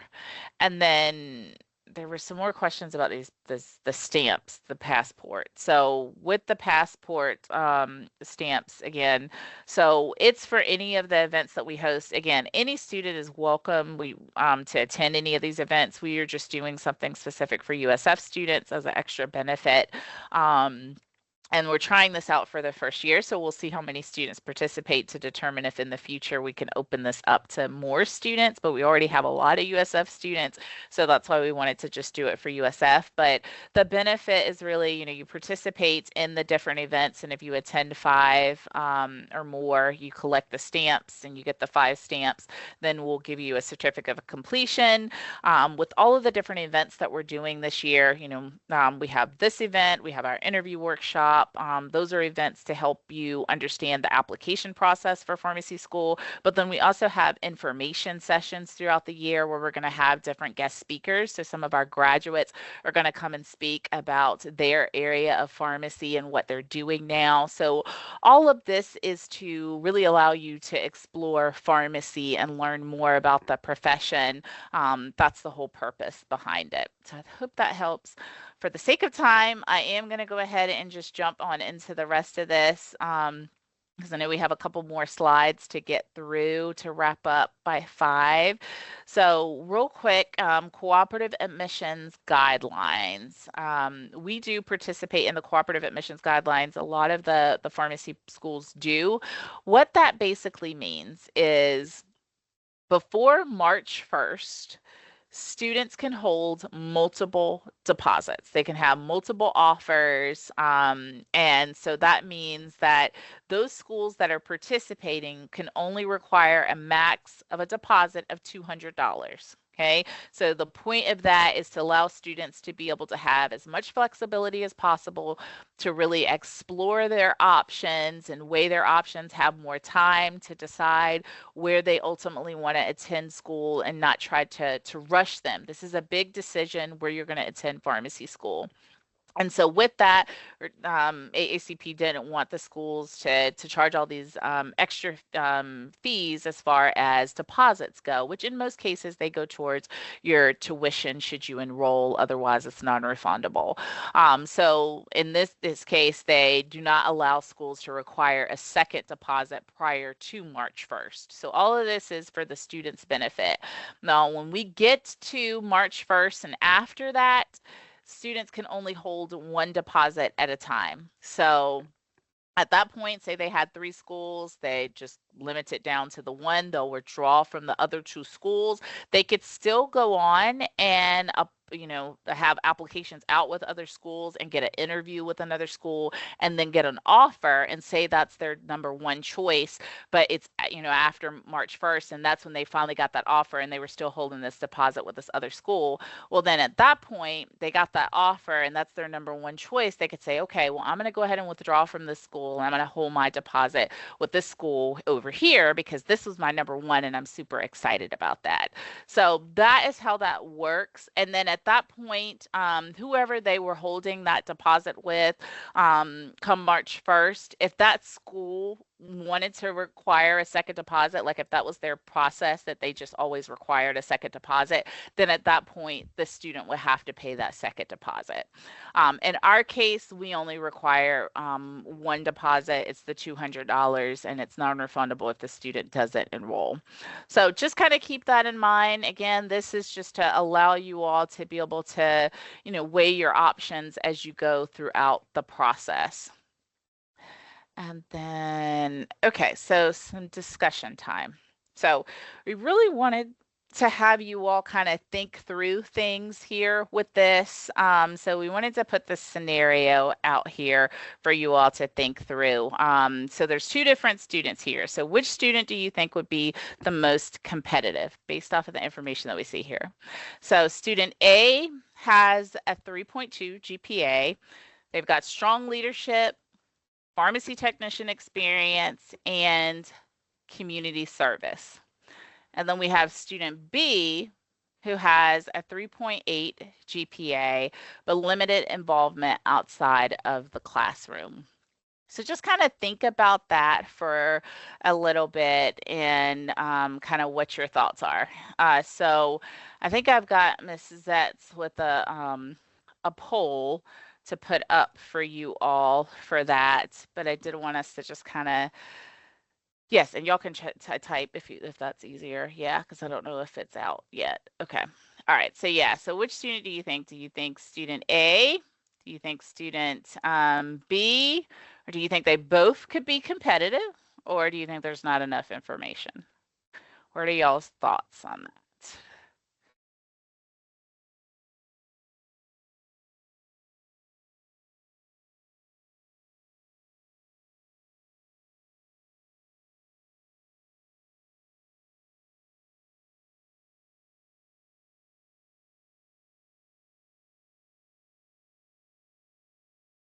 Any others?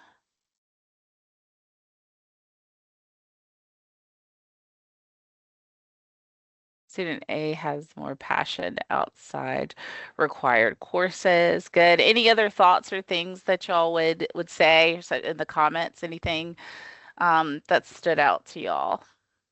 I do see that it looks like the majority of you all said student A, in which I can see why you said student A, because that student definitely does look to be more of a well-rounded type of student, even though their GPA may be a little bit lower. And then it seems like nobody was in between, like the rest of, oh, let's see, yes.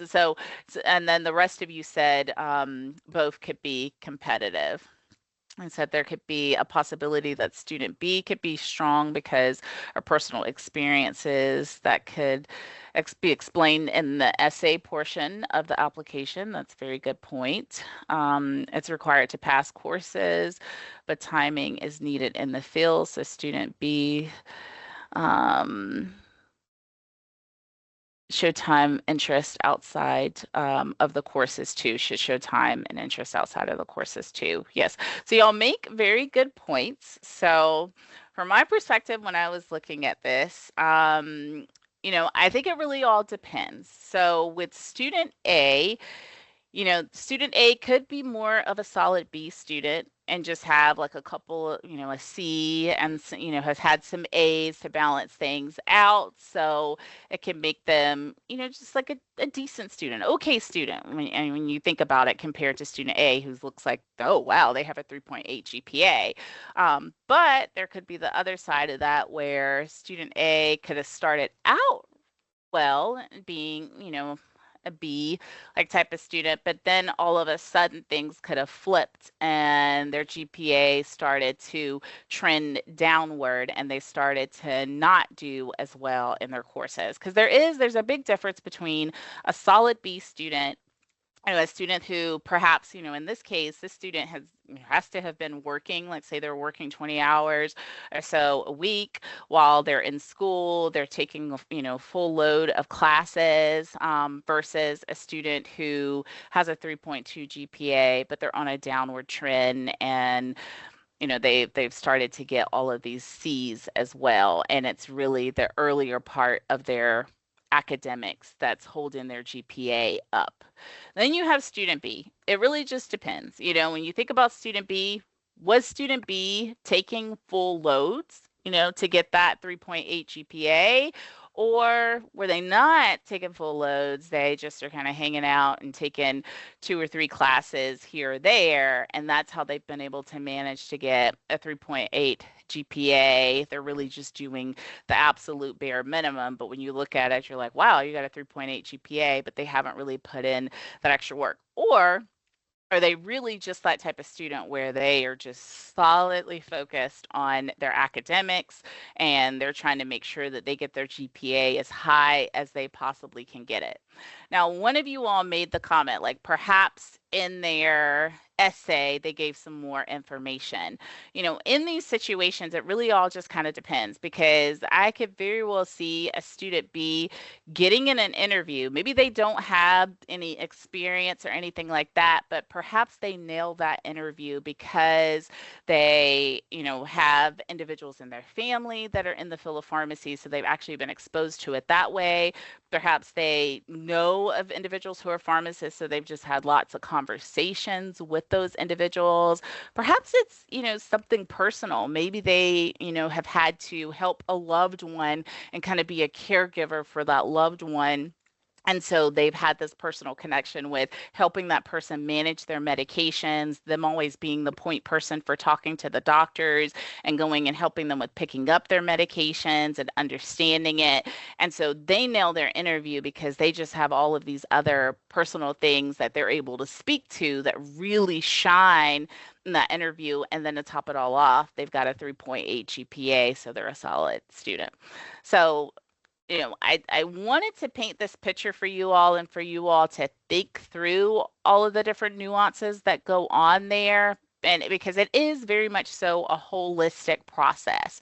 It's not just this GPA and that's it. The admissions committee is really looking at every single aspect. But at the end of the day, the bottom line is admissions committee is going to be looking for evidence of success when they are reviewing an application file. That's their number one charge. We want to make sure that students are coming into our program to do well academically, professionally, and when they get to the end and they've successfully passed all their courses, they are also prepared when they graduate to go out and pass their boards. So if they have a situation where, you have a 3.8 student, perhaps they might not be as involved in things. You only have one seat left and you've got a student that has the academics that's really shining and they happen to, they nail their interview. It seems like, okay, they're going to be a good fit because they have done really well academically. They've done full loads. They put that work in, and they're compared against a student that might have a lower GPA but might have some other things, there's a strong possibility that the student with the higher GPA could end up being the student that gets selected because the evidence of them to be successful in the classroom is shown through their GPA.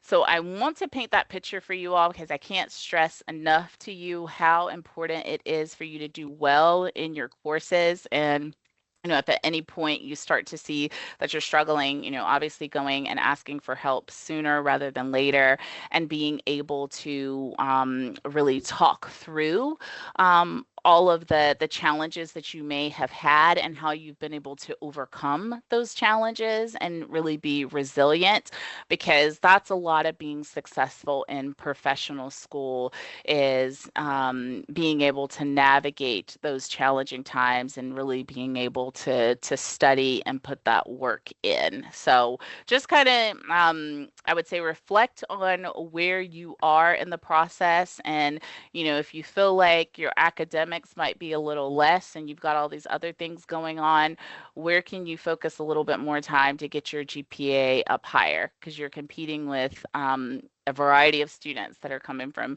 different walks of life and everything, and some might have really strong GPAs. So just keep that in mind is what I would say there. But I think y'all are on the right track with thinking about, I think oftentimes y'all think about checking all these different boxes and making sure that you have all these different things, but don't let one thing get in the way of the main thing, which is you all being able to be successful academically in your classes. So that's what I would end with there as far as that. So hopefully that's kind of helpful for you all to hear that and see that and just kind of start to think about that. But yes, so that is everything that we had for you all today. I think we might have a few more questions in here. It looks like Miss Zetz was replying to some of those. I don't know what is happening with the PowerPoint presentation. If it's, I don't oh, know if I have control or you I have think you do. control. I think it just, I don't know what it did. Okay, here we go. I think I took it back. So, real quick, I don't know. It's like, that's a whole nother color. It's doing something really weird. I don't know what's going on. My screen is grayed out, y'all. Maybe it's just me. I don't know. But real quick, I do want to just talk about contact information. So this is me and Miss Zetz, and she's not here right now, but Miss Yates is our enrollment management specialist. So if you apply, you will see her send you emails. But so you can always reach out to the admissions office, but we also have FarmCast support. So when you are applying, if you have any questions and your application kind of is just in the submitted status, but it hasn't been verified, oftentimes we'll try to reach out to you and let you know, okay, your application has been, it's in a receive status for FarmCast, but they're still missing something from you. Oftentimes we don't really know what that is. It could be you haven't paid the fee. It could be, you're waiting on the transcripts to be verified, or they're just missing a transcript. We'll try to let you know that, but oftentimes you'll have to reach out to them to figure out exactly what it is that's missing so that they can help you with that, because we can't see anything until you're actually verified by them. This is our contact information. Always feel free to reach out to us. We are more than happy to help you. We're excited to help you, walk you through the process. We are here Monday through Friday from 8 to 5. The best and quickest way to get in touch with us is to send us an email to our shared account, because all three of us are in that account checking emails. There are times when Mrs. Zetz might be out on the road traveling, so then I'm in the email account checking it, or like the next couple of days, Mrs. Etz and I will be out, but Miss Yates will be in the office, so she'll be looking at the email account. And then we do have some different sessions that are coming up, and opportunities to talk more with you all. And it might be in a more smaller setting for these. Usually, we might have around 10 or less that show up to these group advising sessions. But that's something new that we are going to be doing, is offering these group advising sessions for you all. We are going to do them once a month, and we're going to offer them from 12 to 1. And so if you just go to our events calendar, you can sign up for those, but you can come with any additional questions that you might have, and we'll get those answered for you at those. And then we do have our interview workshop coming up in August. That'll be an opportunity for you to go through everything related to interviews for pharmacy school. We'll talk about the different types. We'll do some practicing. It's again, another interactive session, and just a chance to prepare you for interviewing for pharmacy school as you get ready for interview season. And we do have a lot of fun with that event, but we record it, so if you can't make it, it will be recorded. And then then we will be participating in the AACP PharmCast virtual fair. If you haven't registered for that, I'm pretty sure it's free for students to attend. It's a great opportunity to learn more about the field of pharmacy. They usually have some really engaging sessions during that. You can see it's all throughout the day, so you can just tune in as you can. I think they leave it. They record everything and leave it as a resource for you. So if you register for it, you'll have access to those. But we'll be there during a certain time period, and we usually try to have some of our current students on as well, so you'll have a chance to talk with them. And then I didn't put these on there, but we do have information sessions that we'll host. I think we have 2 or 3 that we're hosting in the fall. And again, we will have some of our graduates serving as guest speakers for those. That'll be something new that we're doing this year, so we're really excited about it. We've got a lot of amazing alumni that are representing different areas of pharmacy, so we really want to bring that insight to you all and to inspire you all and just make you aware of the different areas of pharmacy that you can go into. So definitely try to check those out. We will try to record those as well. But I think that's everything. Yes, I think that's everything. And so, Miss Zetz, was there anything else that may have came up that we should? There, Yeah. nothing that I can see for sure. There are some kind of heavier questions, that are a little bit more specific to personal, situations. I would just say, because I don't think we're going to be able to get to every question. There's kind of a lot of big ones. So I think we've answered all the questions that will sort of apply to most people in this group. And but if you do have follow-up questions that we did not get to today, just go ahead and follow up with us with your questions in an email, and we'll address those the best we can. Just attending those group advising sessions coming up would be a great way to have some of these questions answered as well. And I think will you pull up this? Well, I can pull it back up. So they wanted to see the sign up for, and I can pull it back up. Sorry. Well, maybe not. I don't know. For some reason, I can't. Oh, there. Oh, you got it. Okay. Yeah, give me just a second. I'm going to pull back up the sign up for the passport program for anyone who didn't get a chance to scan it earlier. I'm going to pull that up. So it takes a little second to upload here, and then we'll get you on that page. But I think that's it. I think that's all that I have.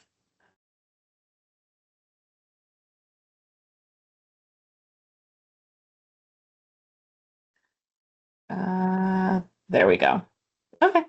So yeah, if you're signing up for the passport program, again, as Ms. Cratian said, we wish we could extend it to everyone. We're launching this for the first time, so it is to USF or students with USF or USF students only at this time on this program. So if you are a USF student, definitely scan that. And thank you to everyone who attended today. Hopefully, we can be a help to you, and we'll see your application come through nice and early this year, because you all are clearly on top of it already. So, that's it. Thanks, everyone. Thank you all. We appreciate y'all engaging with us. Good luck with everything. We look forward to staying in touch with y'all. Yes. Bye, everyone. Bye.